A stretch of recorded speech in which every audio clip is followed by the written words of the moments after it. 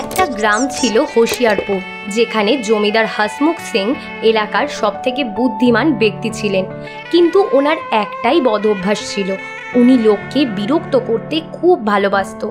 যেদিন অন্তত 2-3টে লোককে বিরক্ত উনি না করতেন, সেই দিন উনি শান্তিতে ঘুমোতেই পারতেন না। আজ তো খুবই অস্বস্তি হচ্ছে আমার। অনেকদিন ধরেই কাউকে বিরক্তও করিনি, আর কাউকে ঠকাতেও পারিনি। যাই, কোথাও একটা গিয়ে লোককে বিরক্ত করি। এই রকম ভেবে যখন তিনি অন্য গ্রামে যাওয়ার ব্যবস্থা করতে থাকে, তখন সে বলে, আমার পকেটে তো একটাও টাকা নেই, এখন কি করব? কিভাবে বোকা বানাবো লোকগুলোকে? কি গো, শুনছো? বাড়িতে কোনো জিনিস আছে যেটা আমার কাজে লাগবে? তোমার এই ছকবাজির কাজের জন্য আমার কাছে কোনো টাকা নেই। 1 সেরের মতো ঘি আছে, সেটাকে বিক্রি করে কাজ চালাও। ধুর পাগলি, 1 সের ঘি কেন খারাপ করবো? 250 গ্রামে যখন কাজ চলে যাবে। একটা মাটির পাত্রে অর্ধেকটা মাটি ভরে নাও, তার উপরে ঘি ঢেলে দাও, তারপরে ওই পাত্রটা ঘিয়ে ভর্তি মনে হবে। আরে বাহ কমলা, তুমি তো আমার সাথে থেকে খুব চালাক হয়ে গেছো দেখছি। ঠিক বলেছ, তোমার মতো কিপটে লোক আর ছকবাজের সাথে থেকে আমার মাথা শুধু এই সবেই চলে। এরপর হাসমুখ মাটি ভর্তি পাত্রের ওপরে সামান্য ঘি ঢেলে দেয়, আর সেই পাত্রটা হাতে নিয়ে অন্য গ্রামে চলে যায়। অন্য গ্রামে গলি বাজার আর রাস্তা দিয়ে যেতে যেতে ও একটা সোনার দোকানের কাছে গিয়ে দাঁড়ায়। ওখানে ও দেখে দোকানে একটা রূপোর হাতলের তলোয়ার রাখা ছিল। তলোয়ার দেখে হাসমুখের খুব লোভ হয়। বাহ, এ তো দারুণ জিনিস।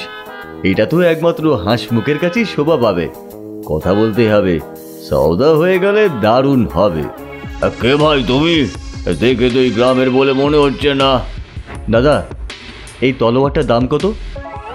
নিজের টাক মাথা চুলকাতে চুলকাতে লালা বলে, তলোয়ার তো সস্তা, কিন্তু তুমি কোথা থেকে এসেছো? আর এই মাটির পাত্রেই বা কি আছে? দাদা, এই মাটির পাত্রে গ্রামের শুদ্ধ দেশি ঘি রয়েছে, একদম টাটকা।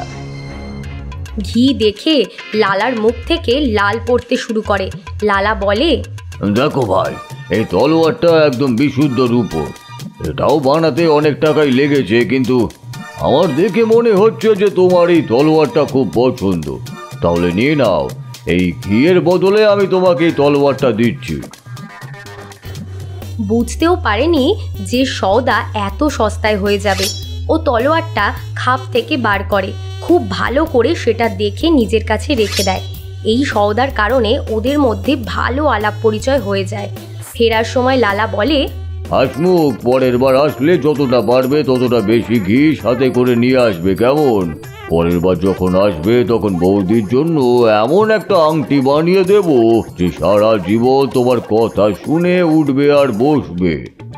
আচ্ছা ঠিক আছে, পরের বার বড় ছোট হাঁড়ি নিয়েই আসবো। এটা বলে হাসমুখ চলে যায়। ওর ভয় ছিল যে লালা না ও থাকাকালীন পাত্রটা দেখে বসে। যখন ও জঙ্গলে পৌঁছায় তখন ভাবে, রূপোর তলোয়ার তো সস্তায় পেয়ে গেলাম, কারণ এই তলোয়ারটা একবার পরীক্ষা করা যাক। ও তলোয়ারটা খাপ থেকে বার করে একটা গাছের মধ্যে মারে। গাছে লাগতেই তলোয়ারটা মাটি হয়ে নিচে পড়ে যায়। দেখে হাসমুখের মন খারাপ হয়ে যায়। ও বলে, আচ্ছা, তাহলে তোকে ভালোই ঠকিয়েছে হাসমুখ। বাহ লালা, তুই তো আমারও বাপ। ওইদিকে যখন লালা বাড়ি পৌঁছায়, কি গো, কোথায় আছো? আজ বাজারে একটা লোক এসেছিল, ওকে খুব ভালোভাবে ঠকিয়েছি আমি। কেন? তুমি তো সব সময় লোককে ঠকাও। কোন দিন লোকজন বুঝে যাবে আর তোমাকে ওই বাজারেই জামা কাপড় খুলে মারবে। দেখো, তুমি যা পারো তাই বলো সব সময়। দেখো আমি কি নিয়ে এসেছি। কিন্তু যখনই ও মাটির পাত্রটা খোলে, তখনই তার মধ্যে ওপরে সামান্য ঘি আর নিচে মাটি দেখতে পায়। এই পাত্রে তো পুরো মাটি ভর্তি রয়েছে। এই পাত্রতে তো মাটি ভর্তি আছে, তার মানে লোকটা তোমাকে ঠকালো। ইমলি এটা দেখে খুব হাসতে থাকে।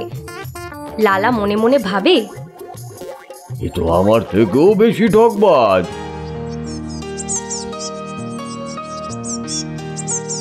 বেশ কিছুদিন কেটে যায়। একদিন হাসমুখ ভাবে, অনেকদিন হয়ে গেল, লালার কাছে যেতে হবে। লালার থেকে বুদ্ধিমান আর কেউ নেই। ও আমাকে বোকা বানিয়েছিল, ওকে তো শাস্তি দিতেই হবে। ও নিজের চাদর আর লাঠি নিয়ে গ্রামে গিয়ে পৌঁছায়।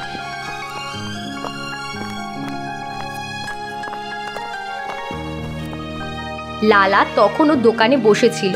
হাসমুখকে দেখেই উঠে স্বাগত জানায়। আরে এসো এসো হাসমুখ, তলোয়ার কেমন লাগলো তোমার? দাদা, আপনার তলোয়ার খুবই ভালো ছিল। ভালো মানের জিনিস রাখেন আপনি। ঘিটাও নিশ্চয়ই খুব সুস্বাদুই ছিল। লালা হাসতে হাসতে থেমে যায় আর বলে, গ্রামের দেশি ঘিতে স্বাদ না থাকলে হয়? লোকে কি আর এমনি এমনি ঘি কেনে ওখান থেকে? লালা হাসমুখকে খুব যত্নের সাথে নিজের কাছে বসায়, তারপর হুকো সাজায় আর বলে, কটা দিন এখানে তুমি থেকে যাও হাসমুখ। হাসমুখ ওর কথা মেনে নেয়।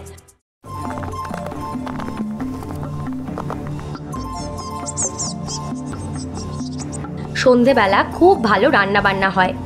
খাবার খাওয়ার জন্য দুজনে আলাদা আলাদা আসনে বসে পড়ে।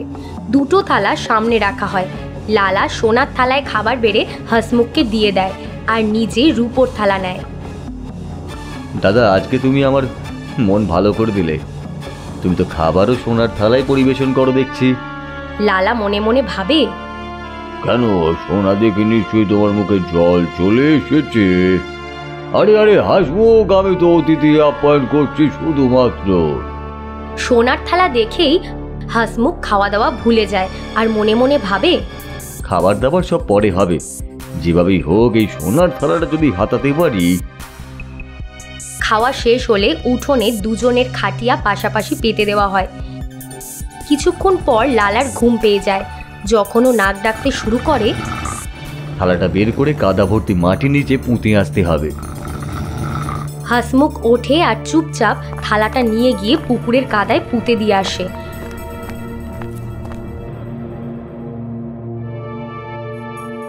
মাঝরাতে লালার চোখ খুলে যায় আর ও দেখে যে থালা গায়েব হয়ে গেছে। জোচ্চোরটা কামাল করে দিয়েছে, রাতারাতি কাজও করে নিল। হাসমুখের জুতোতে পুকুরের কাদা মাটি লাগা ছিল। সেটা দেখে ওর আর বুঝতে বাকি থাকে না। তার মানে থালাটা কাদার মধ্যেই পুঁতে রেখেছে। হাসমুখ যখন অঘরে ঘুমোচ্ছিল তখন ও থালাটাকে বের করে নিয়ে আসে। সকালে চোখ খোলার পর হাসমুখ যাওয়ার জন্য তাড়াহুড়ো করতে থাকে আর বলে, আমার আরো আগে যাওয়ার কথা ছিল, কিন্তু চোখই খুলছিল না। কোনো ব্যাপার না, একেবারে খাবার খেয়ে তারপরে যেও, এত তাড়াহুড়ো কিসের? এটা বলে লালা ওকে আটকে দেয়। দুপুরে যখন হাসমুখ সোনার থালাটা নিজের কাছে দেখে তখন ওর চোখ কপালে উঠে যায়। এই লালা তো খুব ধনী বলেই মনে হচ্ছে। দাদা, তোমার কাছে তো মনে হয় এরকম থালা আরো অনেক রয়েছে। না না, একটাই থালা রয়েছে, তাও আবার অনেক পুরনো। লালার উত্তর শুনে হাসমুখ অবাক হয়ে যায়। এই লালাও কিছু কম না, ও রাতারাতি থালা পুকুর থেকে বের করে নিয়ে এসেছে। ওর মুখে থালা চলে যাওয়ার একটা কষ্ট ফুটে উঠেছিল, কিন্তু নিজের দুঃখ প্রকাশ করলো না। এবার ওরা একে অপরকে ভালোভাবে জেনে গেছিল। কিছুক্ষণ পর লালা হাসমুখকে বলে, হাসমুখ, আমরা দুজন যদি একসাথে মিলেমিশে কাজ করি ভালো হবে। অন্য দেশে চলে গেলে আমরা ভালো উপার্জনও করতে পারবো। তোমার আর আমার বুদ্ধি সমান। এইসব শুনে হাসমুখ বলে, আমি রাজি। আমরা কোনো দূরের দেশেই যাব, যেখানে আমাদের কেউ চেনে না। দুজনেই রাজি হয়ে যায় আর পরের দিন বেরিয়ে পড়ে নতুন দেশের উদ্দেশ্যে। চতুর্থ দিন এক নবাবের দরবারে গিয়ে পৌঁছায়। ওই দরবারে নবাবের 10 দিন আগে মৃত্যু হয়েছে আর সারা শহরে শোকের আবহাওয়া চলছে। মনে হয় এখানে কিছু হয়েছে। মনে তো হচ্ছে কিছু হয়েছে, চলো গিয়ে একবার দেখি। এখানে অনেক লোককে তো দেখতেই পাচ্ছি, নিশ্চয়ই আমাদের কিছু লাভ হবে। তুমি একদম ঠিক বলেছ, কিছু না কিছু ঠিক পাবই। নবাব তো খুব ধনী ব্যক্তি ছিলেন মনে হচ্ছে। দুজন বন্ধু এই বিষয়টার সুযোগ নেওয়ার চেষ্টা করে। নবাবের বিষয়ে সম্পূর্ণ তথ্য জানার পর ওরা নিজেদের পোশাক বদলে নেয়। লালা মোটাসোটা ছিল, উনি মহাজনের পোশাক পরে মহাজন হয়ে যায়, আর হাসমুখ কানে পেন রেখে ওর মুনিম হয়ে যায়। এরপর কাগজের একটা বান্ডিল লাল কাপড়ের মধ্যে জড়িয়ে ও শেঠের সাথে দরবারে গিয়ে হাজির হয়। আজ নবাবের মৃত্যুর উপলক্ষে ভোজের ব্যবস্থা করা হয়েছে। তোমাদের সবাইকে অনুরোধ করা হচ্ছে নবাবকে দোয়া দেওয়ার জন্য। দরবারে মোল্লা মৌলবী ছাড়াও আরও অনেকে উপস্থিত ছিল। মহাজনকে দরবারে আসতে দেখে সবাই ওনাকে আহ্বান জানায়। কিছুক্ষণ শান্তিতে বসার পর মুনিম বড় মৌলবীকে জিজ্ঞাসা করে, নবাব কি কোথাও বাইরে গেছেন? মুনিমের কথা শুনে মৌলবী উদাস হয়ে বলেন, মুনিম সাহেব, নবাব সাহেব তো আল্লাহর কাছে গেছেন। আজ ওনার মৃত্যুর ভোজ খাওয়ানো হচ্ছে। ওরা দুজনে মুখটাকে এমন করে বেঁকায় যেন ওদের থেকে কিছু কেড়ে নেওয়া হয়েছে। মহাজন তো ওখানে অজ্ঞান হয়ে পড়ে যায়। ওনার এই দশা দেখে দরবারের সবাই অস্থির হয়ে ওঠে। তখনই নবাবের বড় ছেলে ওখানে এসে পৌঁছায়। মুনিম বলে, 10 বছর আগে নবাব সাহেব শেঠজির কাছ থেকে 10,000 টাকা নিয়েছিলেন। বন্ধুত্বের কারণে লেখাপড়া কিছুই করেননি, তাই জন্যই শেঠজি অজ্ঞান হয়ে গেলেন। কথাটা শুনে দরবারের সবাই অবাক হয়ে যায়। ঠান্ডা জল আনিয়ে শেঠজির মাথায় ঢালা হয়। ওনার জ্ঞান ফেরানোর চেষ্টা করা হয়। জ্ঞান ফিরতেই উনি জোরে চিৎকার করে, হে ভগবান, নবাব সাহেব, আমার 10,000 এখানে না পেলেও স্বর্গে গিয়ে আপনার থেকেই নেব। বলে উনি আবার অজ্ঞান হয়ে যায়। মৌলবীরা ভাবে, ইনি আবার টাকার কারণে প্রাণ না হারিয়ে ফেলেন। যদি মারা যায় তাহলে আরেক বিপদ। নবাব সাহেবের ছেলেও ঘাবড়ে যায় আর বলে, আল্লাহর জন্য শেঠের জীবন বাঁচাও। মৃত্যুর দাগ যেন আমাদের মাথায় না লাগে। আমি এক্ষুনি সব টাকা শোধ করে দেব। শেঠের জ্ঞান ফেরানো হয়। বলা হয়, শেঠজি, আপনার কাছে কোনো প্রমাণ আছে যে আমার বাবা আপনার থেকে 10,000 টাকা নিয়েছিলেন? ছেলেটার কথা শুনে শেঠ বলে, আমার কাছে তো কোনো প্রমাণ নেই। নবাবের কবরের কাছে চলো, নবাব নিজেই বলবেন যে উনি টাকা নিয়েছিলেন কি নেননি। সবাই শেঠের কথায় রাজি হয়ে যায় এবং স্থির হয় যে আজকে রাতেই সবাই কবরের কাছে যাবে। ওখান থেকে বেরিয়ে শেঠ আর মুনিম দুজনে ষড়যন্ত্র করে। শেঠ বলে, অন্ধকার হওয়ার আগেই তুমি কবরের ভিতরে ঢুকে যাও। নবাবের ছেলে যখন নবাবকে জিজ্ঞেস করবে তখন ঠিকঠাক উত্তর দিও। আরে দাদা, ভয় পাচ্ছ কেন? নিশ্চিন্তে থাকো, কিন্তু টাকা নিয়ে আবার ভেগে যাবে না তো? এমন যেন না হয় যে আমি কবরেই ঢুকে থাকবো আর তুমি পালিয়ে যাবে। কথা স্থির হয়ে যায়। মাঝরাতে নবাবের কবরের কাছে সারা শহরের লোক একত্রিত হয়ে যায়। কবরের একদিকে শেঠ দাঁড়িয়েছিল এবং অন্যদিকে নবাবের ছেলে এসে দাঁড়ায়।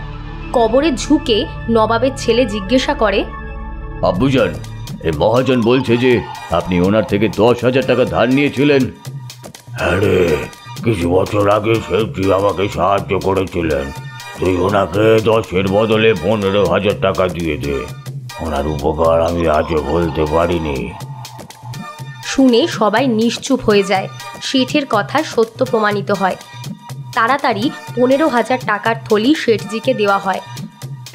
15,000 টাকা নিয়ে শেঠজির পা আর মাটিতে থাকে না। মনের মধ্যে লোভ তো আগে থেকেই ছিল। আবার কি ওই হাসমুখকে কবর থেকে কে তুলবে? কেউ যদি দেখে নেয় তাহলে সব টাকাও যাবে আর মিথ্যে বলার জন্য শাস্তিও পাবো। সবাই চলে গেলে তারপর বেরোবো। শব্দ তো কারোরই পাচ্ছি না বাইরে থেকে। কিছুটা দূর যাওয়ার পর লালার মনে হয়, যদি হাসমুখ বেরিয়ে আসে তাহলে আমার থেকে অর্ধেক টাকা চাইবে।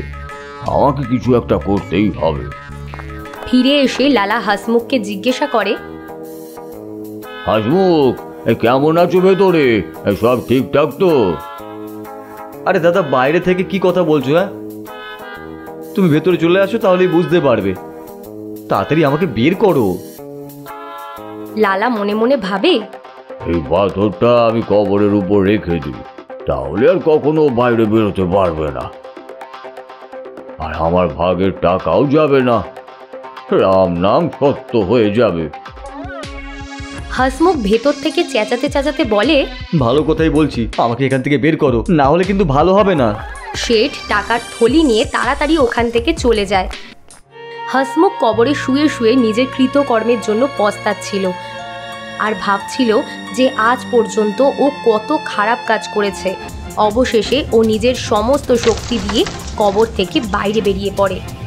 লালা, আমি তোকে ছাড়বো না।